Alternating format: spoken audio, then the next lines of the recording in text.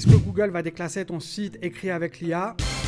Salut, moi c'est Jérém, ça fait 15 ans que je fais du SEO et j'analyse les vidéos des réseaux pour vous dire si ça vaut le coup de les faire ou s'il faut passer son chemin.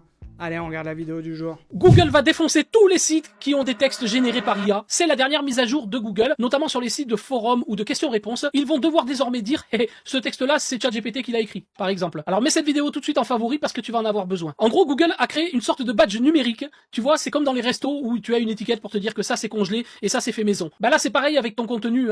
Il y a une case pour les textes générés par ChatGPT, Gemini et autres. Pourquoi ils font ça? Bah tout simplement pour arrêter de deviner. Ils veulent exactement savoir qui parle dans la discussion. Ils ont aussi ajouté un compteur de commentaires ultra précis, c'est-à-dire même si tout n'est pas affiché sur la page. C'est comme si Google installait un petit portillon à l'entrée de ton forum pour compter chaque personne, même celles qui sont cachées au fond de la salle.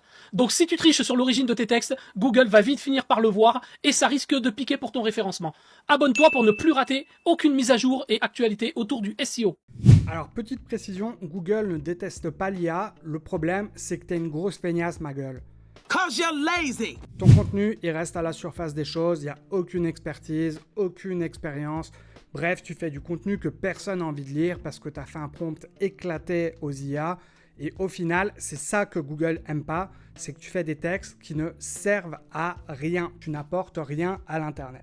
En soi, c'est possible de ranker avec l'IA et de le faire de façon intelligente, mais il faut l'utiliser comme un outil qui t'aide à aller encore plus loin que ce que tu aurais fait si tu n'avais pas utilisé l'IA. En gros, le but de l'IA, c'est que tu fais une page et l'IA t'aide à faire une page qui est encore meilleure.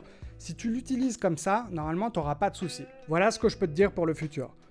Pour éviter de te faire choper, le mieux, c'est écris moins de contenu, mais par contre, écris des contenus qui tabassent, des trucs qui sont vraiment incroyables où quand tu publies ce contenu, tu dis ouais, là, je vais vraiment aider mon audience, ils vont vraiment apprendre quelque chose, ils vont vraiment pouvoir choisir quelque chose.